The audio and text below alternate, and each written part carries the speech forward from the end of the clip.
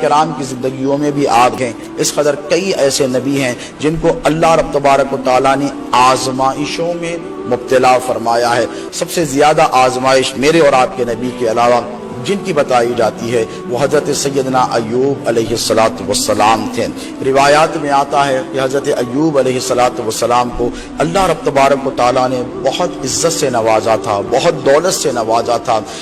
اس قدر فراغ ان کو دولت سے نوازا تھا، فراوانی دولت کی تھی، مویشی تھے ان کے پاس، کھیت تھے، کلیان تھے، باغ تھے، دولت تھی، نوکر تھے، چاکر تھے، لیکن ان تمام چیزوں کے باوجود بھی حضرت ایوب علیہ السلام کا یہ معاملہ تھا کہ اپنے پروردگار کے اطاعت گزار تھے۔ دولت کی فراوانی، دولت کی زیادتی کے سبب انہوں نے کبھی اپنے رب کی بارگاہ سے روگردانی نہیں کی، بلکہ جتنی عبادت دولت کے ملنے سے پہلے کرتے تھے اتنی ہی عبادت کا سلسلہ جاری تھا، ویسے ہی اطاعت گزاری تھی، ویسے ہی سادگی تھی، کوئی غرور تکبر نام کی شے ان کی زندگی کے قریب نہیں تھی۔ لیکن اللہ رب تبارک و تعالیٰ نے جب ان کو آزمانا چاہا تو اس پر ایسے آزمایا دوستو کہ اولاد بھی عطا فرمائی تھی، دولت بھی عطا فرمائی تھی، عزت بھی عطا فرمائی تھی، فراغت تھی، سکون تھا، اطمینان تھا۔ ایک روایت میں آتا ہے، نزہۃ المجالس کی حدیث مبارک ہے کہ شیطان مرید اللہ رب تبارک و تعالیٰ کی بارگاہ میں جاتا ہے اور جا کر کہتا ہے کہ اے اللہ، تو اپنے بندے ایوب کی طرف نہیں دیکھتا، وہ تو تجھے بھول گیا ہے، وہ تو دولت کی فراوانی میں اتنا خوش ہے، اپنی دولت کے ساتھ اتنا مگن ہے کہ تجھے یاد تک نہیں کرتا، تیرا ذکر تک نہیں کرتا، تیری فکر تک نہیں کرتا۔ یہاں دیکھیں کہ اللہ رب تبارک و تعالیٰ نے روایت میں آتا ہے کہ ارشاد فرمایا کہ تو مردود ہے، تو رجیم ہے، تو غلط کہہ رہا ہے، ایوب میرا بندہ ہے، میرا صالح بندہ ہے، اسے دولت کی محبت نہیں، اپنے رب سے محبت ہے، وہ دولت کا دیوانہ نہیں، اپنے رب کا دیوانہ ہے، وہ میرا فرما بردار ہے، میرا اطاعت گزار ہے۔ اس نے کہا کہ ایسا ہے تو آزما کر دیکھ لے۔ روایت میں آتا ہے کہ ایک ہی دن میں حضرت ایوب علیہ السلام کی ساری دولت جاتی رہی، ساری دولت جاتی رہی، جس قدر ان کے پاس ذخیرہ تھا، مویشی تھے، وہ سب کے سب ہلاک ہو گئے، باغ کنیان سب لٹ گئے، خزانے ختم ہو گئے۔ لیکن حضرت ایوب علیہ السلام اٹھے اور اپنے رب پروردگار کی عبادت اور سجدہ شکر بجا لائے اور شکر ادا کیا کہ پروردگار میں تیری مرضی پہ راضی ہوں، تیری آزمائش پر میں شکر کرنے والا ہوں، کچھ نہیں کیا۔ تو یہاں پر اللہ رب تبارک و تعالیٰ نے روایت میں آتا ہے شیطان مریض سے کہا تو نے دیکھا نہیں کہ میرا ایوب میرے امتحان میں کامیاب ہو گیا، اسے دولت سے محبت نہیں، اس کے رب سے محبت ہے۔ شیطان مریض نے پھر اللہ سے یہ عرض کیا، روایت میں آتا ہے کہ دولت سے نہیں، ایوب کو تو اپنی اولاد سے محبت ہے، وہ اولاد کا دیوانہ ہے، اولاد کی محبت میں تجھے بلا بیٹھا ہے۔ اللہ نے کہا ایسا نہیں، وہ میرا دیوانہ ہے، میرا بندہ ہے، مجھ سے محبت کرتا ہے، کائنات کی ہر شے سے زیادہ مجھے محبوب رکھتا ہے۔ شیطان نے کہا آزما کر دیکھا جائے، تو اللہ رب تبارک و تعالیٰ نے ان پر یہ آزمائش کو نازل فرمایا کہ ایک ہی رات میں گھر کا چھت بیٹھ گیا، ساری اولاد جتنی تھی وہ ساری کی ساری ختم ہو گئی۔ ایوب اٹھے علی نبینا علیہ السلام، اللہ رب تبارک و تعالیٰ کی بارگاہ میں سر بسجود ہوئے، شکرانے کا سجدہ ادا کیا اور بالکل اطمینان اور اہتمام سے اللہ رب تبارک و تعالیٰ کی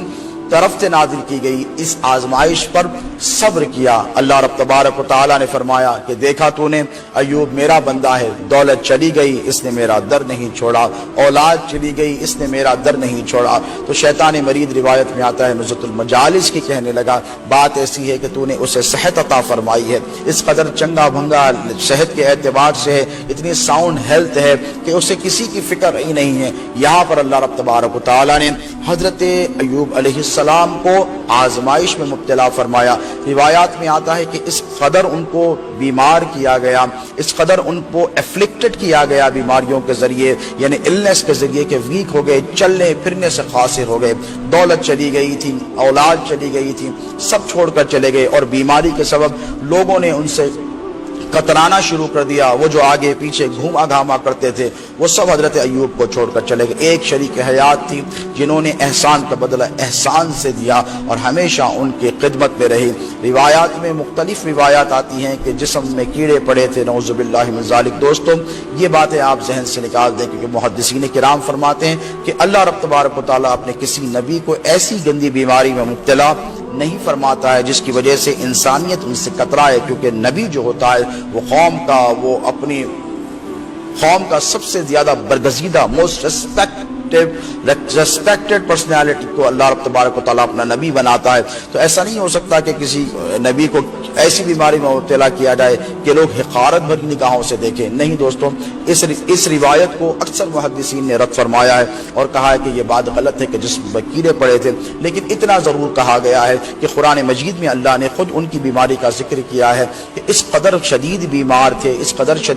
تھے کہ یوں سمجھے کہ ایسی بیماری اللہ نے ایوب سے پہلے علیہ السلام کسی پر نازل نہیں فرمائی تھی۔ بہت جب وقت ہوا، بہت پریشانی ہوئی، تو حضرت ایوب علیہ السلام کی بیوی نے معروضہ کیا کہ آپ کا رب تو آپ کی ہر بات سنتا ہے، آپ تو اس کے نبی ہیں، آپ اپنے رب سے کیوں نہیں کہتے؟ تو کہنے لگے مجھے شرم آتی ہے کہ جس آزمائش میں میرے رب نے مجھے مبتلا فرمایا ہے، میں کیسے کہوں کہ مجھے اس آزمائش سے نکالے؟ تو کہنے لگی کہ میں آپ کو واسطہ دیتی ہوں، آپ کے رب کا آپ دعا کریں۔ تو ایوب علیہ السلام نے اللہ رب تبارک و تعالیٰ کی بارگاہ میں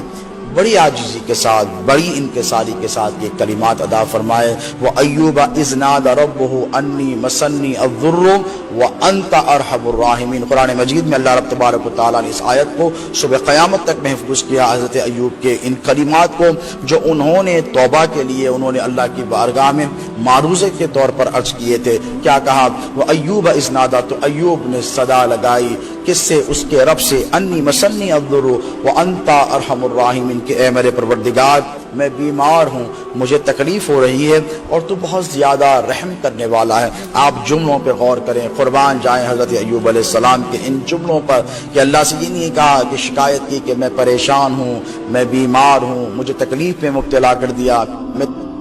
لوگوں کے سامنے میری عزتیں چلی گئی ہیں، میری دولت چلی گئی ہے، اولاد چلی گئی ہے، فلاں چلی گئی ہے، کوئی شکوہ نہیں کیا، بلکہ آزمائش پر صرف اتنے جملے ادا کیے، وہ ربی انی مسنی، کہ اے پروردگار مجھے تکلیف ہو رہی ہے اور تو بہت زیادہ رحم کرنے والا ہے۔ اللہ رب تبارک و تعالیٰ کو اپنے نبی، اپنے محبوب بندے کے یہ کلمات دعا اس قدر پسند آئے کہ پروردگار نے انہیں صحت عطا فرمائی۔ روایت میں آتا ہے کہ حکم دیا گیا کہ اپنا قدم زمین پر مارا جائے، پہلا قدم مارا، پانی کا فوارہ برآمد ہوا، حکم دیا پروردگار نے کہ اس سے ایوب تو غسل کر لے، پھر دوسرا پیر مارا گیا، پہلے پیر جب مارا زمین پہ تو فوارہ نکلا، جیسے حضرت اسماعیل کے قدموں سے زمزم نکلا تھا۔ حضرت ایوب نے جب پیر مارا تو پانی کا فوارہ چشمہ برآمد ہوا، اس سے غسل کیا تو جسم کے جو ظاہری امراض تھے، جو افلکشنز تھے، جو ڈیزیزز تھے، جو ایلمنٹس تھے، وہ سارے کے سارے رفع دفع ہو گئے۔ پھر جب دوسرا پیر مارا تو پھر چشمہ برآمد ہوا، اسے حکم دیا پروردگار نے کہ پی لیا جائے۔ جب اس پانی کو پی لیا تو اللہ رب تبارک و تعالیٰ نے جو انٹرنل ان کے جو ایلمنٹس، جو بیماریاں اندرونی طور پر ان کو ہوئی تھیں، وہ ساری کی ساری سے ان کو شفا یابی ہو گئی۔